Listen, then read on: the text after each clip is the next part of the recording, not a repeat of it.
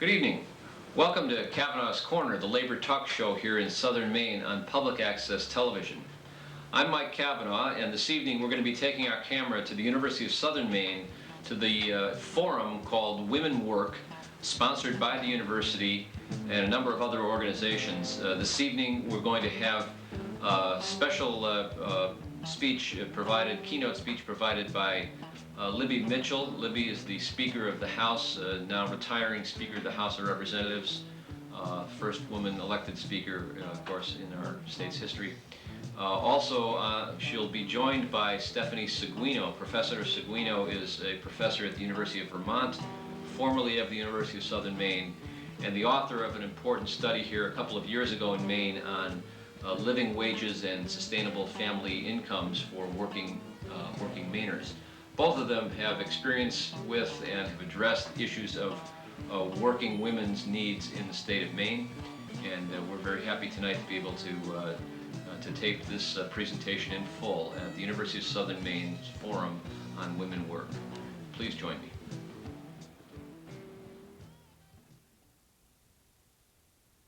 Let me just tell you what happened to the elections here in Maine. We have this thing called term limits in Maine, so I finally got there and they say, enough, get out. So I can't run again. And last time around, the majority floor leader, a very capable woman from Wyndham, Carol Contos, who did go into the Senate, was the majority floor leader. So we had the majority floor leader and the Speaker of the House. Now, there's not a single woman left in House leadership, either Republican or Democratic. So it comes and it goes easily. In the Senate, however, extraordinary things happen. There are 20 people on the Democratic caucus in the Senate, and 12 of those are women. So that's going to be a very interesting caucus to watch. Place at the table to raise the issues, and believe me, we have many issues to raise. The part that I wanted to seriously discuss with you, I am an optimist, and I do think we've made a lot of progress, but I think that we've got a long way to go. It's like that silly cigarette ad, which is not a very popular thing to talk about now, but you remember when they tried to sell us cigarettes, these thin things called, you've come a long way, baby, because now we could actually do some things on our own. But progress, I think, I don't know if you know this or not, but in the 15th century, the term progress in England had come to refer to a state procession. And a progress was another name for a royal journey marked by pomp and pageantry. And I'm not sure I would call the journey that we've been on, the progress journey, very much of a royal movement. It sometimes feels more like we're Sisyphus pushing the boulder up and down the hill, because there's steps forward and there's steps backwards.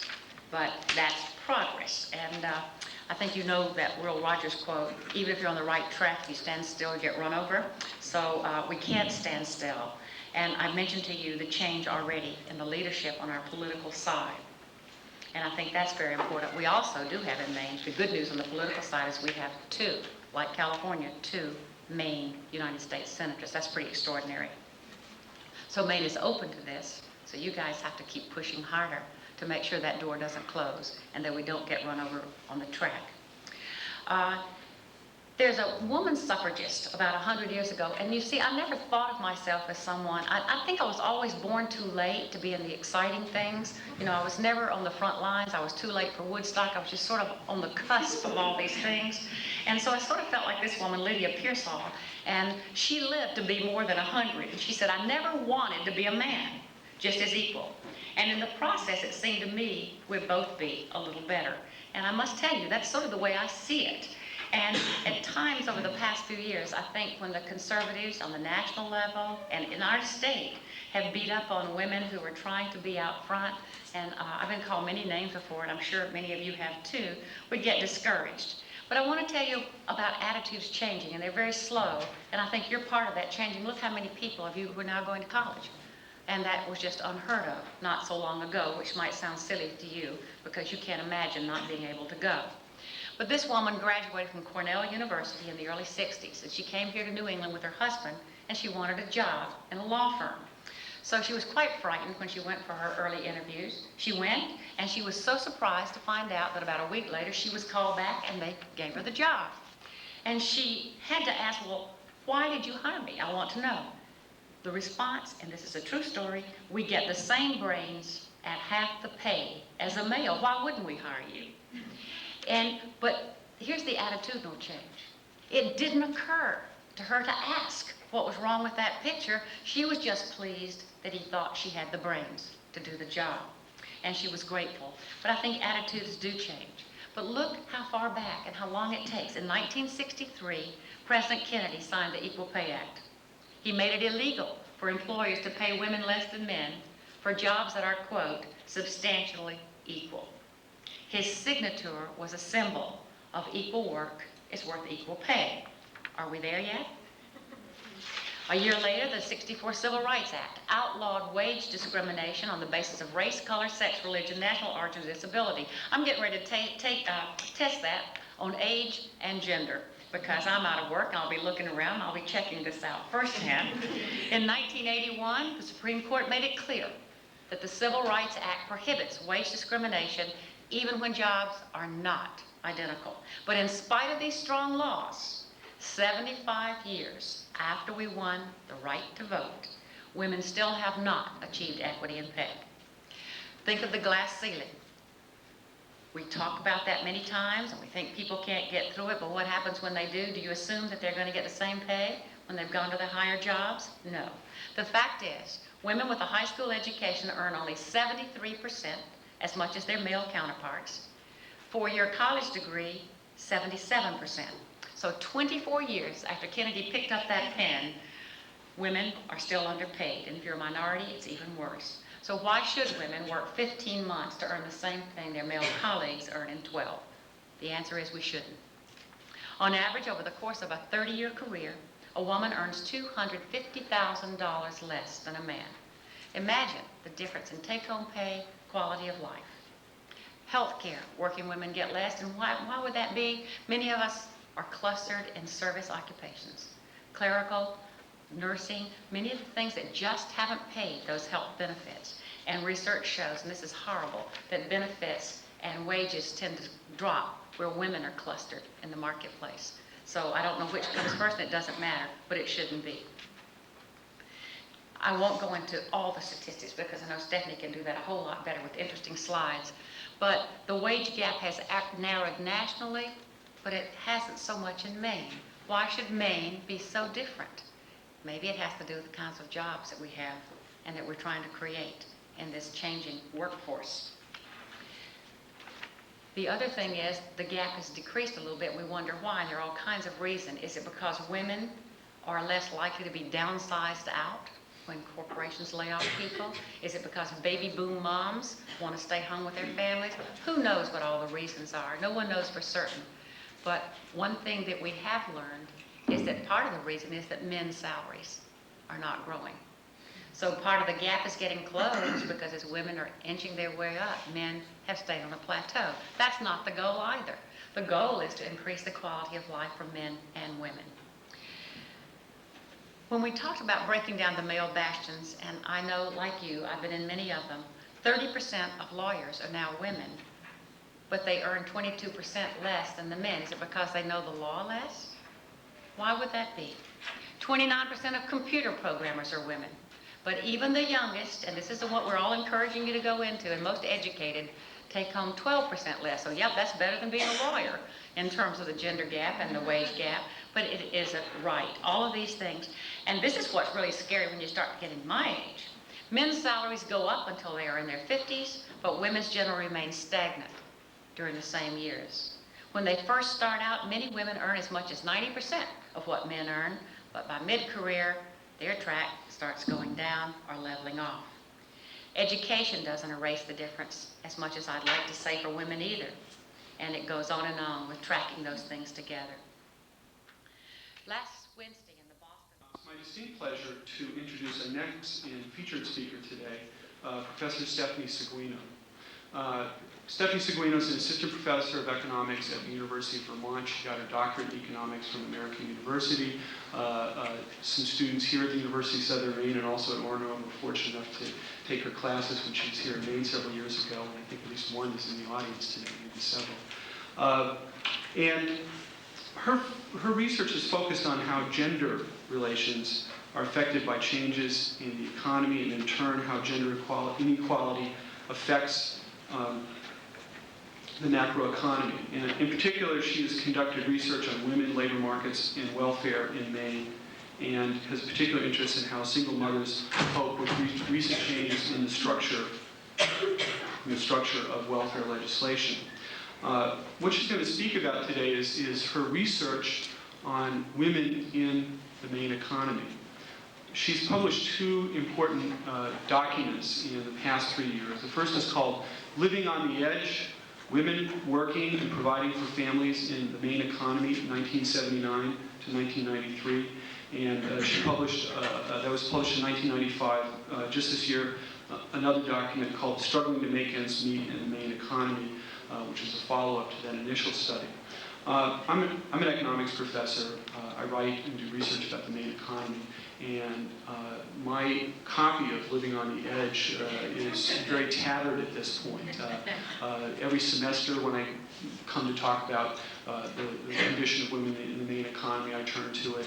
When I do research on the Maine economy, I find myself referencing especially Living on the Edge. And I'm not the only one who has a well-thumbed copy. This document, in my estimation, is the single most influential piece of economic research that's been done in Maine in the 1990s. It demonstrates, in my interpretation, that Maine's social welfare system and social welfare problems are not due to a lack of work ethic on the part of women, but to the fact simply that women get paid very low wages in Maine, especially if you compare us to any other state, as Speaker Mitchell pointed out quite well. The impact of her research includes changing the terms of debate about economic development in the state, now starting with the Maine Economic Growth Council, which adopts benchmarks for the state. Adopting a livable wage benchmark was directly influenced by the work that Stephanie did and how activists have used her work. And I think her research has also been an important key to most pieces of social welfare legislation, of which there have been many in the last several years here in Maine. Most of them are quite good for low-income people and women in particular, and especially when it came to implementing the new National Welfare Law in 1968. Maine has one of the most humane implementations of welfare law of any state in the country, and Stephanie's work has been essential to all of this. So with that, it's my pleasure to introduce Dr. Stephanie Seguine.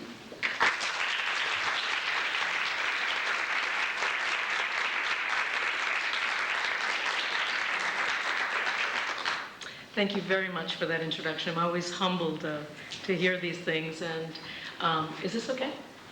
Down. Whoops. I'm very sort of Neanderthal with technology. It's very nice to be here. And I have to tell you, Michael alluded to this. My first teaching job was actually at the University of Southern Maine. And I have to say that I have enjoyed teaching wherever I've been, but I have particularly fond memories of teaching at the University of Southern Maine. In fact, my favorite students and my favorite teaching experiences were here. And that's, you really have to put that into the context of the fact that I was commuting from Bangor to teach here. And I would come down and I would teach in the afternoon, and then I would start this class that I think started at 7 at night and taught through until 9:30, and then with white knuckles drove back to Bangor hoping it didn't snow. And so, there was that to contend with, but I really enjoyed being here, and it's very nice to be back in Maine. I'm a Mainer by birth, and I come in and I drift in and out of Maine, I guess, in my life, having moved to different countries and now to the country of Vermont. But it's very similar to Maine, so it feels very much at home. And it's, it's been very rewarding for me to do this work on Maine, which is my birthplace, and to have affected some change here. I am going to ask you all to turn to the handouts that you got. This may sound a little bit like a lecture, but it's sort of in my blood by now.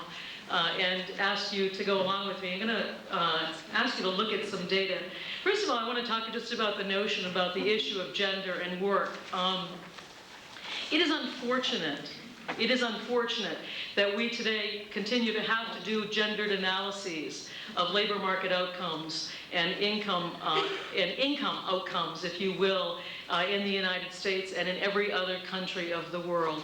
It speaks to the fact that the probability that you will be able to support yourself and to take care of your children depends upon your physical makeup. The probability of being poor, the probability of being able to make life choices that are enabling both for yourself and for your children depends on whether you're male or female. And in fact, the probability for women is much lower that they will be able to reach, to attain job security and to be self-sufficient, and therefore to enter in relationships, heterosexual relationships, in which they have the same bargaining power as their male partners do. So the issue of income is not just an issue that determines one's ability to support one's children or the types of work one does, but it also affects our intimate relationships as well, because women have less ability to be equal partners in relationships. So with that, let me try to paint a picture for you of the economic outcomes for women in the state of Maine, and to talk about some of the factors that limit the ability of women to attain outcomes that are equal to those of men, and to very briefly allude to some policy solutions to this that I think that we should be working towards. First of all, one of the great things about doing this piece, Living on the Edge, was that it felt like it was a great experience to finally be able to reformulate how we discuss these issues. And one of the most important things that felt like for me to discuss in this study, Living on the Edge, was the fact that women in Maine, and indeed women all over the world, do two kinds of work. They do paid work, and they do significant amounts of unpaid work. We have done surveys, and we estimate that women on average put in 80 hours a week in unpaid labor, taking care of children, the household, and the men that they live with. Paid work I'm going to get to, but let me just talk just a moment about unpaid work. By unpaid work, what I mean is work that is spent in reproducing the household. That is, in making sure everybody gets food to eat, gets dressed, and gets up and is able to go to work or to school the next day. It also involves care of the elderly and the sick. It involves socializing children so that they will be productive citizens in the future. One of the most important things to recognize about unpaid work is that it has not been acknowledged, and primarily that's because women do it, and yet it has an important social benefit, far greater than the benefit to the individual family. In fact, women subsidize the economy by their unpaid labor and by their care of the family. With regard to paid work, which is really what I focus on, and I focus on it because my concern is that women in this economy, as a capitalist economy, are able to generate sufficient income to care for themselves and their children should they become single heads of households. And so one has to focus then, what are the opportunities and what are the possibilities to generate sufficient income to care for the family, especially should we end up as single heads of household. There are two things that are important with regards to women's work to note, and actually Speaker Mitchell alluded to a lot of them, and I think that she should go on the job market as an economist because she knows a great deal about this. But one of those is that women in general are almost half of the labor force in the state of Maine. They do, however, spend less time in the paid labor market. That is, the absolute number of hours that women spend in the paid labor market are slightly less than men. And the reason for that, the primary reason for that, is that women do perform significant amounts of unpaid labor. That it is the labor that women do in the family that limits the amount of time that they can spend generating income for themselves and for their children. But even women who do work full-time in the labor force, and increasingly women are both carrying out unpaid labor in the household and working full-time jobs, even women who do work full-time in the labor force earn significantly less than men. So the question is, can we unravel these outcomes, in particular this inequality of income? Can we unravel this outcome and to get a picture of what the possibilities are for women and what the constraints are on them. What I would like to do is to make you look at some data. I don't know how fun this is for you. Unfortunately, it's very fun for me, and so I might drive you crazy, but I'm at least enthusiastic about it. Let me ask you to look at Table 1.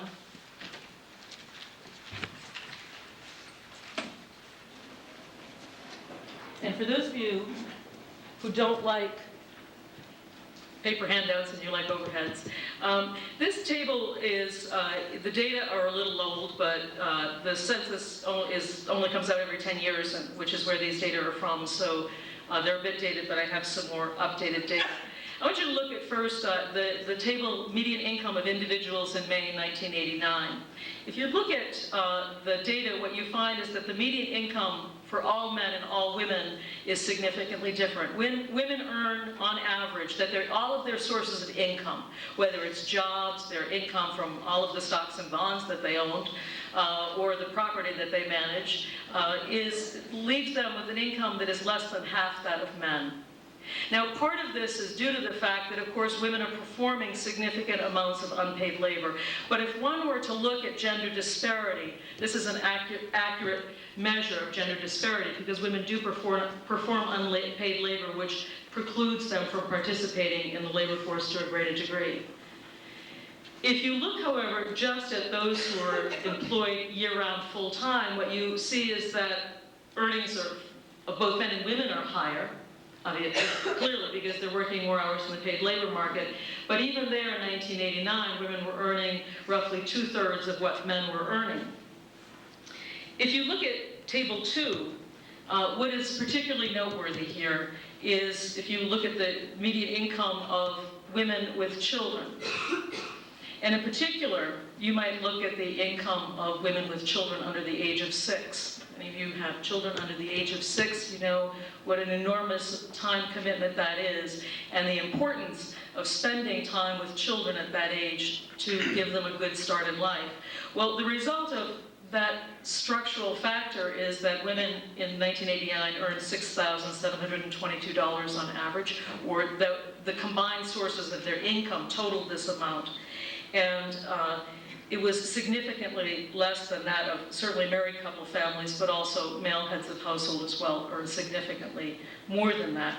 It points to the fact that when we care for children, and this has been a job that has been socially defined as women's responsibility, that when we care for children, it inhibits our ability to earn income in the labor market.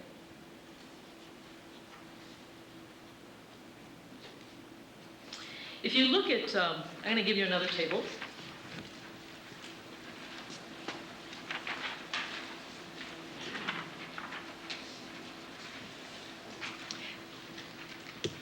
This table is a little bit more up to date. Some recent data that came out from the Institute for Women's Policy Studies, policy research in Washington, D.C., and some other work that I've done. And this looks at the median earnings of year-round full-time workers in 1995 in current dollars. What you find, if you remember the number from the page before, in 1989, for year-round full-time workers, women earned roughly 66.9% of what men earned. It is now up to a whopping 67.5%. This is a glacial pace at which we are closing the gender wage gap, assuming, of course, that women can get year-round full-time jobs. If you notice, the gender wage gap is higher in Maine than it is in the country, and also significantly wider than it is in the state of Vermont, which in many ways is very similar to Maine in terms of the structure of the economy. So one might really want to interrogate what the public policies are and what the factors are that in fact lead to such a wide gap in Maine relative to the state of Vermont. And I'm going to just talk in a few moments about what those might be. But I also want to ask you to look at the cost of the basic needs budget, which is in the further column. We estimate in the state of Maine that the cost of a basic needs budget is around $27,858. That's before tax income. What is a basic needs budget? Basic needs budget came from our view that the official poverty measure itself was inadequate to understand what a working mother with 2 children would have to earn in order to replace her unpaid labor costs in the home and to support her family from a paid job. It's a very different measure than the poverty measure. The poverty measure is a bare bones and indeed, I think, an entirely inadequate measure. There's a lot of recognition at the national level that the official poverty measure is in fact inaccurate, and the basic needs budget that was developed in Maine, I'm very happy to say, has found resonance in other states, including in Minnesota, and also in cities like Baltimore and Chicago and Los Angeles, which are beginning to adopt this measure. It defines poverty differently, and it says that there are basic, minimum, decent levels of material income that we need to support our children and ourselves. I might quote a rather famous economist, Adam Smith, who was never known for being a great liberal on this, who many years ago wrote that poverty is defined as the lack of the custom what the custom of the country renders indecent for creditable persons, including those of the lowest order, to be without. And that's precisely how we define the basic needs budget. What is a basic, decent, minimal standard of living? And in many ways, this budget is very conservative, and in other states that have used it, it's also very conservative. So the numbers that are in this table here reflect that basic needs budget, and what you find is the average Maine woman, should she leave a relationship that is not working, assuming she was in a heterosexual relationship or actually any other, and become a head of household with 2 children, one under the age of 6, then on average, these women would only be able to earn 3/4 of what it would be necessary to take care of their children. This is today, in an economy which presumably has been booming for the last 7 years, in which we have been in one of the longest economic expansions. At this point, when wages should be at their highest point in the business cycle, most Maine women cannot afford to support themselves should they become heads of households.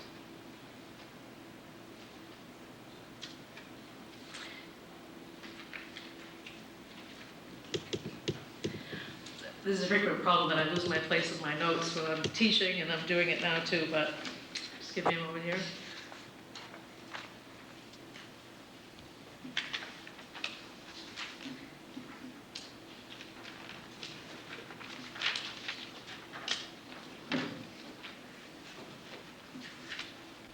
One of the arguments that Speaker Mitchell mentioned is that one of the factors that may contribute to women's low earnings is educational attainment, and that education might be a solution. If you look at the table that is median earnings of year-round full-time workers in Maine, 1994 to 1996, what you have is earnings by educational attainment. Clearly, education is part of the explanation for why many Maine women are unable to adequately support their children should they become single heads of household. If you look, for example, at women with less than a high school degree, on average they earn $15,000 a year, which is significantly less than the $27,000 they need.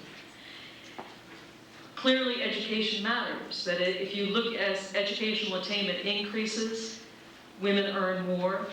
And women with a college education, on average, are able to earn enough to meet a basic needs budget, but just barely. Those with a graduate degree seem fairly comfortable relative to those with less education. So clearly, education is important. However, I think that when we look at this issue of gender, we not only have to look at women's absolute status, but their relative status. That is, how do they compare relative to men? Because as I said, relative status, that is how you compare to the men in your household, influences your bargaining power in the household to get work shared equally within the household, and your ability to have your choices acknowledged within the household, or your views acknowledged in the household. So if you look at men's earnings, what you find is that for the same educational attainment, that women earn significantly less than men. In fact, with those with a high school degree, women earn roughly 2/3 of what men earn. Some of that has improved as you go up the educational ladder to those with a college degree and a graduate degree. But by and large, the gender wage gap is not explained by differences in educational attainment. There are wide gaps within each educational category. So education can't explain, it can explain to some extent women's low earnings, absolutely, but it can't explain the gender wage gap, in fact, entirely, especially given the fact that in Maine, women in Maine have very similar educational attainment to men. There are very, very few differences in educational attainment. So clearly this cannot be the source of the problem. One possibility, in addition to education, or another possibility that explains women's low earnings and those relative to men, is unemployment and women's access to full-time jobs. If you look at these, thank you. If you look at the slide, unemployment in Maine in 1995, these give you data actually for Maine and the United States on unemployment rates, as well as part-time employment rates and involuntary part-time versus voluntary part-time rates. Let me just explain the difference between involuntary and voluntary part-time. Some people choose to work part-time because, and primarily women do this because they have responsibilities in the home. That is because they are performing unpaid labor. But increasingly in today's economy, workers are being, in particular female workers, are being targeted to perform involuntary part-time work. In other words, they go to Walmart and they get just under enough hours to make them eligible for benefits, to make them eligible for unemployment insurance, and so forth. Employers, in other words, continue to act as though there were a male breadwinner model, as though there were a man at home paying the bills, and with the argument that that women don't really need a full-time job. And so it is actually the types of work that women do that are being targeted for involuntary part-time employment. These data don't tell the whole story because, of course, in addition to involuntary part-time employment, there's temp employment and contingent employment. So women also have a lack of job security as well. This clearly explains part of the problem with regard to women's low wages. I want to point you, if you don't mind changing it to the scatter diagram, that unemployment has a large impact on women, and in particular in the state of Maine, it has a significant impact on women. This is a scatter diagram. This is actually from Living on the Edge, but so it's missing the labels for the counties. But along, what this is, each one of those triangles represents a county, and the vertical axis is the poverty rate of female-headed households, and the horizontal axis is the unemployment rate by county. What you would expect, myself as an economist, what I would expect is that the poverty rate for female-headed households is largely influenced by the unemployment rate in the county. And indeed, this is precisely what we see. The higher the unemployment rate in the county, the higher the poverty rate for female-headed households. In other words, inadequate jobs lower the income of for everybody, but in particular for women who are female-headed households. And part of the reason of that is that the larger the pool of unemployed workers, the more it drives down the wages of those who are working. So when we think about issues of poverty in the state of Maine and poverty for women in particular who are in female-headed households, I think it's really important to look at the issue of the two Maines, and in particular the extreme poverty of the northern and eastern sections of the Maine as a policy solution. So that also is a part of the reason that we get this problem of low earnings, high poverty rates, and a gender wage gap in the state of Maine. But there are other explanations, and the one that I actually think is the most significant that Speaker Mitchell referred to, and that is the issue of occupational segregation. I think segregation in this regard should conjure up all of the negative connotations that it had in terms of the Jim Crow South and with regard to the race issue, because it is also enforced along gender lines. This is a table that it gives you sort of the standard occupational categories. It's sort of broad occupational categories in the state of Maine, and it gives you women's and men's earnings per hour in those occupations in 1989, and it gives you the distribution of men and women in particular occupations. We could also do this by industry, but I don't really want to drive you too crazy, so I will just stick with this. Basically, you can look at this, and there's a lot of information, and I'll refer to it, but I want to just talk about the notion of occupational segregation. The notion of occupational segregation is related to the fact that men and women ought to be working in different job titles. This is a subtle social construct, if you will, that women actually should be barred from certain jobs, or that when they do certain jobs, they should be paid less. Now, the reasons for which women should be paid less have changed over time. At one time, there was the argument that women were just not as capable. Then there was the argument that women didn't really need the extra income. And then when I was at the University of Maine, one of my dear friends, but also a male colleague, said to me that I probably wasn't as productive because I was the mother of a young child. So there's the argument today that women ought to earn less because they're juggling home and the workplace. Whatever the subtle reasoning, there is an argument that women and men ought to earn less. We have legislation, of course, that says that it's illegal to pay men and women differently for doing the same job. And so the way of circumventing that legislation has been to segregate men and women into different job titles. So what we find is that over half of men and women in the United States work in workplaces in which they work with primarily people of their own sex. That is, over 90% of the people that are doing the same job title as they have are of their own sex. This, I might add, goes along racial lines as well. That is, we are segregated in our workplaces. Let me just give you an example of this. Actually, it was about 15 or 20 years ago with an auto company in the United States. What they did was they had plants all over the United States producing a particular component for their automobile production. And in Detroit, they labeled it as a skilled job, and men were working in that job. In another part of the country, they labeled it as an unskilled job, and they slotted that job for women. So they changed the job title. The work process that they were engaged in was almost exactly the same, but they called it a de-skilled or an unskilled job for women, and therefore they argued it merited lower pay. This is done also with people of color versus white workers or white male workers. So there is this then slotting of men and women into different jobs. And even, I want to just point, the one that is my favorite here is in the sales occupation, which is one of the lowest paid jobs for women, but it's okay for men. It's enough to meet the cost of a basic needs budget should he become a single parent head of household, but not for her. And now you'd say, well, first of all, how do they get away with that? And I would invite you to go to Sears and find out. And you might, if your students, or if you want to ask your students to do something like this, you might ask them to go to Sears and go to the appliance section and see who's selling the appliances, and to ask them what their annual earnings are, and then go to the women's clothing or the children's clothing section and ask them.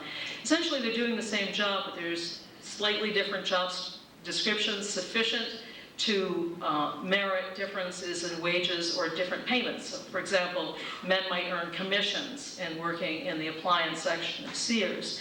So it is, in fact, I would argue job segregation that is one of the major factors that contribute to women's low earnings relative to men, despite the fact that they work as many hours, despite the fact that they're as educated as men. And it reflects an underlying patriarchal notion that men have a right to the best jobs. Now, I say that being the mother of a son, having a father, and having a lot of men in my life that I think a great deal of. But their good behavior and respectful behavior doesn't eliminate a value that is transmitted from birth to children that finds its way in the workplace and that we continue to have to contend with. And I would argue to you that once we can identify that problem, that it becomes easier to rectify the problem. I want to just make a brief mention, I don't want to go too far into this, but women are also segregated in industry. So there's another way we can look at jobs, like the manufacturing industry, the construction industry versus, let's say, the service industry. Women are concentrated in the lowest wage jobs, which are in the service industry as well. So these problems are significant. Moreover, they're not limited to the problem of wages. The work that women does tends to be work that is shift work. making it difficult to combine work with family. It is work that frequently does not have health benefits, does not have a retirement benefit, and frequently does not allow unpaid sick leave or paid sick leave for parents who have to leave and take care of their children from school, for example. So not only do the jobs that women get crowded into pay low wages, but they also have very few of the benefits that are necessary for a person who wants to support her family. Let me just say a couple of things about this notion of how, in fact, what are the dynamics of job segregation? How does it happen? When I came out with this study, Living on the Living on the Edge, this news reporter called me. Actually, it was somebody from Maine Public Radio called me. And he said, well, you know, he said, women choose these traditional jobs. He said, I mean, that really explains it. And it was left with the notion that this is a choice that women make, that women buy into the distinction that women will take care of the kids and that men will go out and earn a living. And that because it's a choice, it's not something that we ought to fix with policy. I would argue to you that gender relations are changing, and that there is no denying that we live in a world of gender conflict. Women have wanted more. They've wanted more out of their work. They've wanted more fair distribution of work and the benefits of their work. Women don't choose to be poor. Women don't choose low-paying jobs. And I think many women recognize that they may someday themselves be single-parent families. But I think that insofar as women do make choices that select them into low-paying jobs, that this has been misunderstood. Many women don't necessarily choose low-paying jobs so much as that they cannot take on those jobs that are not family-friendly. And those tend to be the highest-paying jobs. They tend to be jobs in which your boss asks you to travel for a living, and to stay late for meetings when you have to pick up your child at daycare and so forth. So the constraints that women face are structural constraints that we can fix with policy insofar as we acknowledge that all of us as human beings, both men and women, want to have full lives. We both want to participate in our families, and we also want to do work that is meaningful. It is no longer a dichotomized world in which women do emotional work and men do public work. We, I think, all want to share in that, and many men as well want to participate in their family lives and are constrained from doing so because of the workplace rules that inhibit that. Second, another possibility, of course, with regard to job segregation is not by choice, that men are threatened by women in the workplace, and I alluded to this before, that men see male privilege as their birthright, and that means that they ought to get the best jobs. I mean, I think that there's a sense that men do have a sense of entitlement about who should get which jobs. And I don't say this lightly. I don't say this to be even provocative or controversial, but because I can't help but observe it so very frequently in my life and in the lives of those around me. To experience that I think perhaps many of you remember is the woman who was hired as a draftsperson at Bath Iron Works, and who was harassed to such a severe extent that she had to quit her job several years ago and took her case to the Maine Human Rights Commission.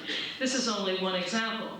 I myself have these experiences in the workplace with regard to treatment from men who are resentful of sharing their domain, their privileged domain, with a female economist. Third of all, I think that women are excluded by bosses, by employers from jobs, and as I said, perhaps from stereotypical views about the qualifications of women, but whatever their motivations, the fact is that they systematically deny women access to training and access to job promotions, and slot women for jobs that tend to be dead end. Barbara Bergman, who wrote a wonderful book called The Economic Emergence of Women, talks about some of these stories about when you go to certain corporations, you're literally tracked, you're given an application and discouraged from applying for certain jobs, and rather women are corralled into the lower wage jobs. So it is a complex process that occurs. I want to say a few things now about some of the work that I've done on welfare in Maine and some of the implications for this gender analysis for that. I think that what is happening, and I know that what is happening, it's happened in my life and many of those around us, that single-parent families are a new family formation. I think that many of us would argue that they also are a very healthy one, in that they remove children from environments in which there is gender conflict. Insofar as that is the case, insofar as we are in a transition between a period of inequality and domination to one in which there are more egalitarian relationships between men and women, and hopefully single-parent families are simply perhaps a moment in history, but they are here. And we need to understand what the possibilities are for us to take care of our children, given that this is a dominant family formation. In that regard, the work on welfare reform in Maine and the look at single-parent families, I think, is broadly relevant, because what it speaks to is, what is our ability? Should we be in a relationship that is not working and in which our children are suffering, to be able to take care of them? So we did this research, and we found some disturbing things when we talked to mothers on AFDC. One of my most important, I hope was the most important outcome of this work on welfare reform in Maine, was to understand that these single mothers are you and I. They are not other people. They are not people from the other side of the tracks, as it were, but we all have the potential to fall into this situation in our lives, and it ought not to be a stigmatized one. It ought to be one that is supported, and in fact, we ought to be applauded for taking care of our children. Low income for women makes it more difficult for women to make that choice. And so when we talk about the issue of income for women in labor markets in Maine, we are also substantially talking about children and the well-being of the children of the state as well as other states. When we look at, would you mind putting up, oh, That one? yes, thank you very much. So we did this follow-up study earlier this year, and we looked at what happened to women who had left what happened to the women that we had surveyed in 1994. We looked at their earnings, and we looked at their earnings by educational attainment here. And this is what I want you to look at in this table. If you remember nothing else, look at this number for the hourly earnings of women with a bachelor's degree. Stephanie? Yes. Just ask you to clarify something. Can you Yes. explain to them what the acronym TANF means? Yes, it is Temporary Assistance to Needy Families. It is the replacement of the AFDC program. So, so let me just say, maybe I should clarify a bit more. We had surveyed something, we received surveys back from like 900 women in 1995 when we did this research, and then we attempted to contact them again earlier this year to find out how they were doing, what were their experiences in terms of moving into the labor market for those who had timed out of welfare assistance, and to what extent were they able to support themselves and their families in the paid labor market. In other words, what are the prospects that the welfare reform bill that has been promoted in this country is going to improve the well-being of women and children in this country, so, and in the state of Maine. So we surveyed these women and these TANF parents, now TANF parents, and I would just want you to look at the numbers for the hourly earnings for women with a bachelor's degree. In 1994, they were earning $6.49 an hour on average, in 1997 dollars, and that had increased, fortunately, by 16.6% to $7.57 an hour. But the point I want to make to you is that with a college education, these women have not been able to find job opportunities that were sufficient for them to support their kids, even at the height of a business expansion that has been experienced in Maine in the last several years. If you turn to the last slide, this is the end, and we'll have a test. We wanted to look at the labor market experiences of the people that we had talked to or heard from in, I think it was January or February. I think the survey was sent out later in the fall. And we wanted to find out what were their earnings, how many hours a week were they working, that is those who are currently receiving TANF versus those who were fully dependent upon the paid labor market.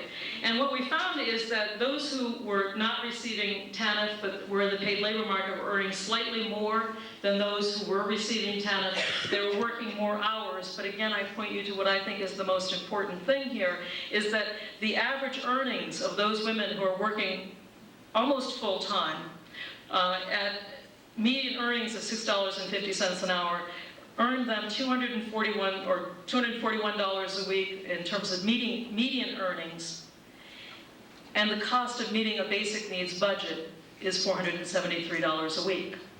So I might ask you whether we have gone backwards or forwards and what this welfare reform legislation means for all of our ability, should our relationships not be working, to be able to support ourselves and our children.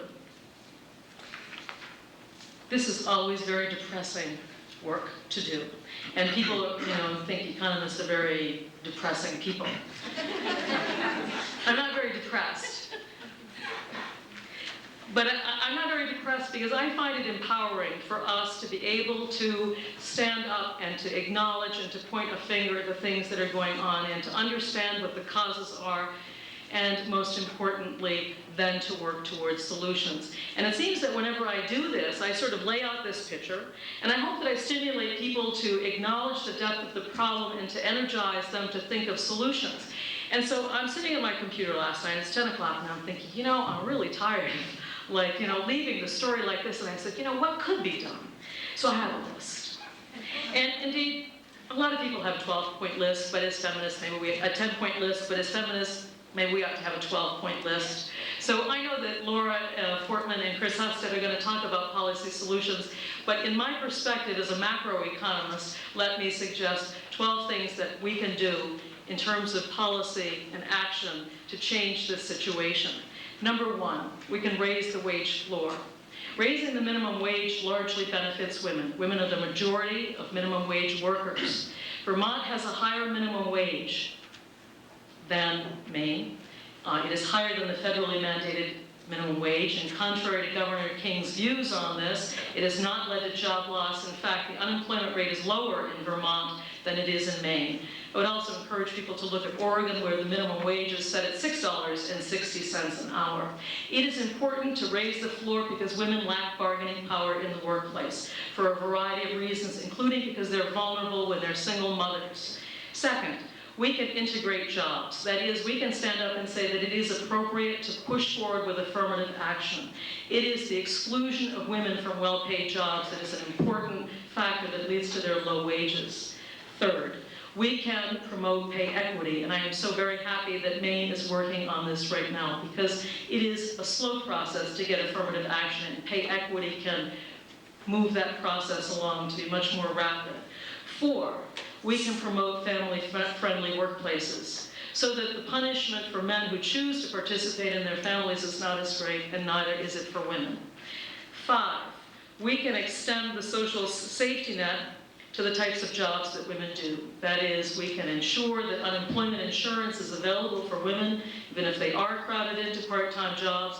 We can ensure that they get vacation pay, that they get paid sick leave, and that includes being able to take time off to take care of children. Public policy can do this. Public policy can change the standards of work.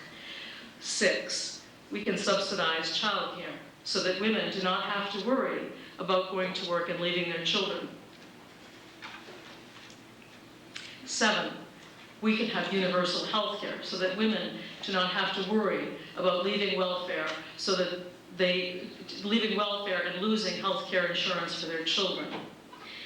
8, we can extend credit to low-income families for crisis situations. One of the things that we hear most frequently, and I know I've been there myself, having been poor earlier in my life, luckily when I didn't have kids, your car breaks down. And you get a bad car because you can't afford a good car, but then your car breaks down and you can't afford to fix it, and you can't get credit because, well, you lost your job because you don't have a car to get to your job. It is a cycle that occurs with low-income families that essentially You know, this is capitalism. Capitalism goes to the biggest and the best, and it leaves those people out of the market that most need assistance, and in this particular case, need access to credit. We have wonderful examples of, for example, the Grameen Bank in Bangladesh, of credit associations that would essentially produce a community social safety net for poor families, and primarily women. 8, 9. How am I doing? Are you taking notes? Am I on 9? 9, okay. We can make training available to women. Women have been excluded from training. We can give incentive to employers to not discriminate in giving women access to training, and we can ensure that women get training for non-traditional jobs. 10, we can promote unions. Women are significant beneficiaries of unions. That is, both white women and women of color and men of color primarily have benefited from unions, because unions in general have a goal of wage equality within a workplace, and so they have tended to close the gap. So we can unionize, and I think this is particularly important because the most rapidly growing sector of the economy is the service sector. It is women who are concentrated in this sector, and it is the least unionized. There is no reason that women ought not to be paid a living wage, whether they are serving hamburgers or waiting on you at a clothing store, because they have families to feed, and I would argue that their work is equally as productive as that many other people do. 11, we could promote an economic development strategy that targets, that is both gender sensitive, that promotes the types of industries that will benefit women in terms of employment, but also that will generate high-wage jobs. If there were enough high-wage jobs, we wouldn't have the problem of women being segregated into low-wage jobs. And I might just say this, that this is the problem of capitalism. It generates inequality. We have a problem that women are targeted for low-wage jobs because they have less power and because it fits our gender norms. But we also do this in this country with regard to people of color. So it is important then to promote enough high-wage jobs that we don't have anybody that is not able to earn a living wage. And 12, we can increase our knowledge of single-parent families and seek to understand what are the social resources that they need to do their job well.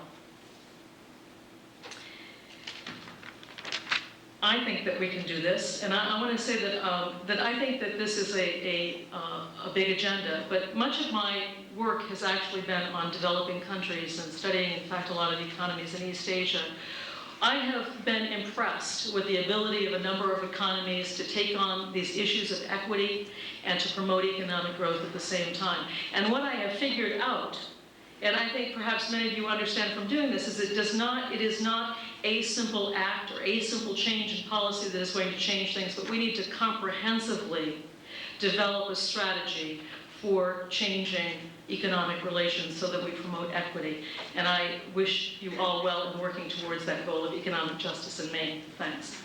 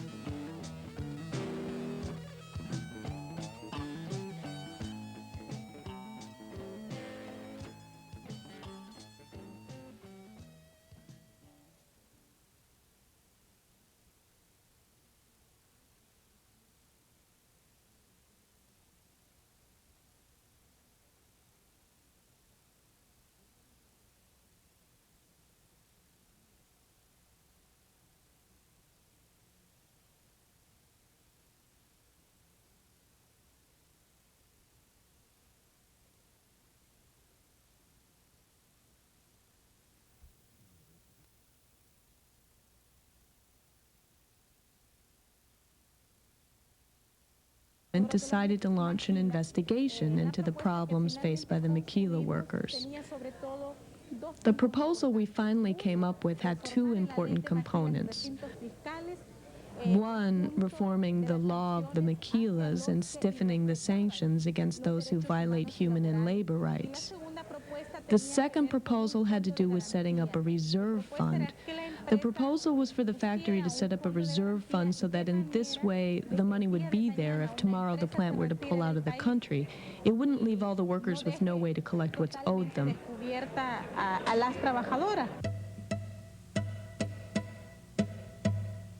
In August and September of 1996, maquiladoras Gabo and Inmacasa closed their factories, leaving hundreds of workers jobless.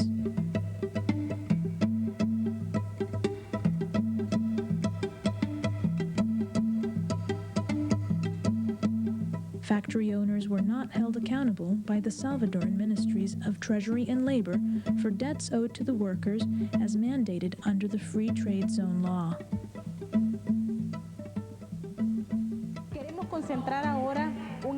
Now we want to focus our efforts on making people aware of the Free Trade Zone law. Why do we want to center our efforts there? Because the law is important and new. It's beautiful and interesting. It does a lot to help the maquila workers defend their rights. Por ejemplo, hay trabajadoras que todavía creen. For example, there are workers who aren't aware that the Constitution and the laws of the Republic support the right to form a union. Le amparan el derecho de sindicalizarse. They think that it's illegal and bad. We're trying to get the compañeras to keep signing up new members because there are those who say, no, I'm not getting myself involved in problems. But the fact is the problems affect us. If we are affected, then we have to find a way to defend ourselves and our rights.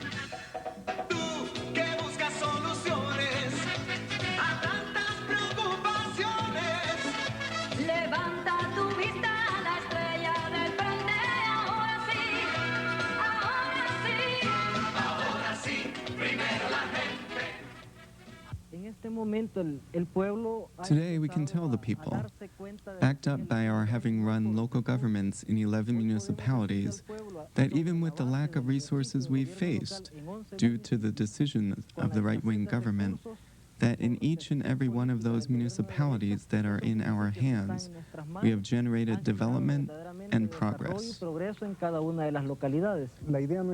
Our idea is that the FMLN activists can participate in the day-to-day schedule of each community. We believe that putting the party in the service of the search for concrete solutions to the people's concrete problems is the best thing we could be doing. During the war in El Salvador, hundreds of thousands of people mobilized throughout the United States to oppose the U.S. government's involvement. CISPAS played a key role in that because we not only opposed the U.S. government's involvement in El Salvador, but supported the FMLN in the war that they were waging for social justice and for the betterment of people's living conditions there. And now the war is over, but we still play a critical role as CISPAS in not just opposing the imposition of a global economic system onto El Salvador, but because we're supporting the workers, the people of El Salvador, as they're fighting to better their living conditions, their working conditions, and to create a society that is based on justice and not just on profits.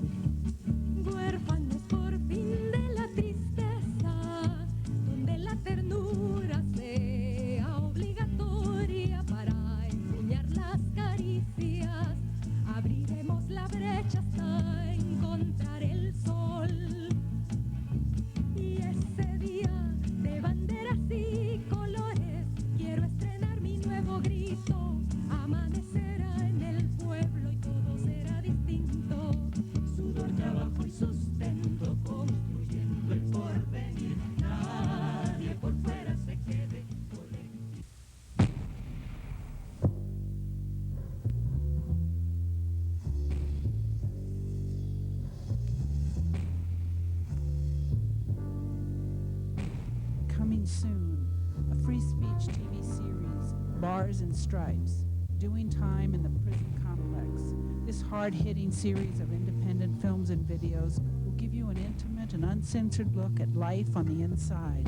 It's the best of progressive programming every week, right here on Free Speech TV.